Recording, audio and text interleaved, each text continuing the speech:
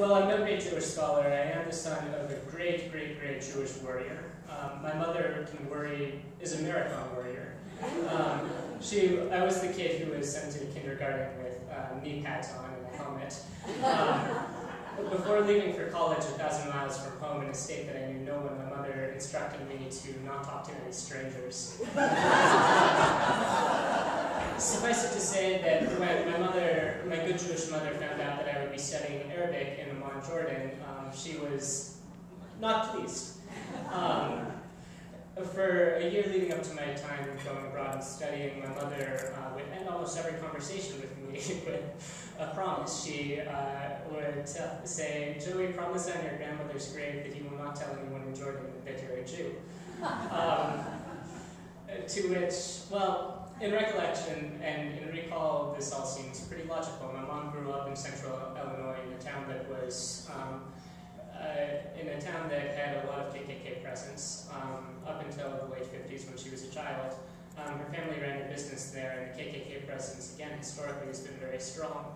And so while Judaism wasn't something to be ashamed of, it wasn't something to hide, it was also not something to broadcast. And so I was taking my steps of going into an inhospitable environment like my mother grew up in. She was simply trying to tell me, be careful.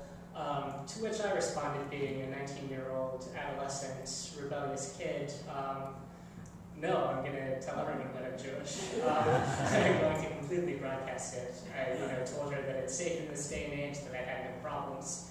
And I kept up this allure that I would be the strong young Jewish male up until the point that about a week into my studies in Jordan, I stepped into a cab. And I had what I would learn later was a fairly normal Jordanian conversation. My cab driver had a long beard. He was listening to the Quran on the radio.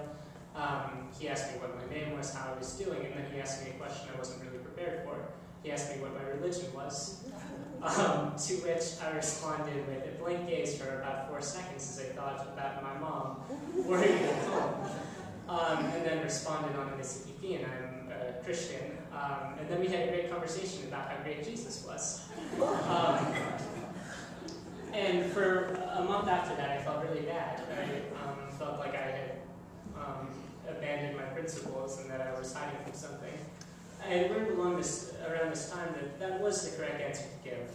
The people I was studying abroad with, Jews who I knew who lived in Jordan longer, who had made the other decision, who had said publicly that they were Jewish, didn't necessarily face any violence, but it would raise arguments and could cause problems, and there's a 1 in a million chance that the cab driver I had was earning money to be on his way as a Qaeda agent in Iraq. It's incredibly unlikely, but for the sake of my worried Jewish mother, it's a decision to make. Along this way, as I was feeling fairly bad about my identity, I met a number of truly amazing people. The first group of people that I met in Jordan was my host family, a group of Lebanese Christians. And I had another experience that my mother had growing up, being the only Jewish kid in the neighborhood. And my host family knew that I was Jewish, and I was the first Jews that they had ever met. I was the first Jew that they had ever met, that is. And so I served as this cultural ambassador for a religion that I practice and that I love, but I know very little about. And it was a fascinating experience, and they challenged me about my faith and really engaged me in ways that few people had in the past. Another group of people that I met were the interns who worked with the study abroad program that I was associated with. They were 2 young Palestinian girls who had grown up in Jordan after their families had fled or left Jerusalem, depending on how you look at it. And they had every reason to not like me as a Jewish male, as a moderate-ish Zionist, and yet they showed me the greatest amount of kindness. Right before the Rosh Hashanah holiday, I opened up my P.O. box to see honeys and apples signed by Rashida and Salima, the 2 interns who had sent these to me.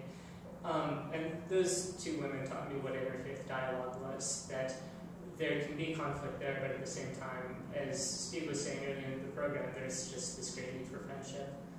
So about a month into my studies, I was in this kind of schizophrenic state. At one end, I was surrounded by these headlines of these riots that were going on in Jerusalem, and I knew that I needed to hide my Jewish identity somewhat to be comfortable in Jordan. at the same time, I was meeting these people, one after another, who, eventually I would tell that I was a Jew, and they would really welcome me into their community. So I was kind of surrounded by this political and this politically toxic environment and this social environment where I was learning the meaning of interfaith dialogue. In this environment, kind of perfectly, Eid al-Fitr, the end of Ramadan, fell at the same time of Rosh Hashanah, so I was able to travel into Israel. And as I've indicated, at the time I was not the smartest 19-year-old male, and I didn't take into account a number of things. One, I was traveling on the Sabbath in Israel. Two, I was traveling on the Sabbath in Israel during Rosh Hashanah. The public transportation was not as reliable as I had hoped, and I ended up stranded in the very, very far north town of Metula. Metula is this incredibly picturesque place, rolling green hills, right on the border with Lebanon. And I got there, and there are no banks in Metula and no ATMs. The last thing I did that was not too smart was I didn't change enough money. So I was broke traveling in a country that was completely shut down. And these religious people in Metula took me in for the holiday. They fed me. I went to synagogue with them during the mornings. In the afternoon, they would feed me. We would sing songs. I would play with their kids, and I got to know their kids great because no one speaks in the far north of Israel. People don't really speak English, and my Hebrew is much worse than my Arabic, which is to say not good. And so their children were the only people that I could really communicate with because children don't care if you can speak any language. So I was teaching them English and Arabic, and they were teaching me Hebrew. And at night I would fall asleep on this porch overlooking Lebanon, and I would have these Hasidic tunes going in my head, and at the same time I would hear the call to prayer from the Lebanese side of the border. And right there, it kind of clicked. It was one of those awful moments where I realized that I was my mother's child and that I had to be a warrior because that's who I was naturally. It's who my family was. It's partially what my faith comes from. But I didn't want to be the sort of warrior that my mother was. I want to be able to send my child to the Middle East to study Arabic or to study anything he wants. I want to send him anywhere in the world and encourage him to tell people that he's Jewish and have these interactions without fear. Right now, I would never do that if I had a kid. I would give them the exact same instructions as my mom. So that's part of what I want to worry about. And on the last day I was in Metula, the people I was staying with took me right up to the Lebanese border to a border crossing that's been closed since the recent wars between Israel and Lebanon called the Good Fence. And it was another moment where I knew what I needed to do. And it sounds idealistic, but I'm young, but my goal is that somehow I need to find a way to open that fence, to open that border between those two countries, to find a way to continue the education of the kids that I was hanging out with in Metula, to improve their Arabic by talking to Arab kids on the other side of the border. So that's what's been taking over my anxiety for the past 7 months now. And if anyone has a good idea of how to open up that border, come up to me, please. What I have, the next speaker is going to be Brianna Frenchmore. I think I'm pronouncing Bree's name somewhat correctly. She's going to speak from the Christian perspective on these same issues. Thank you very much.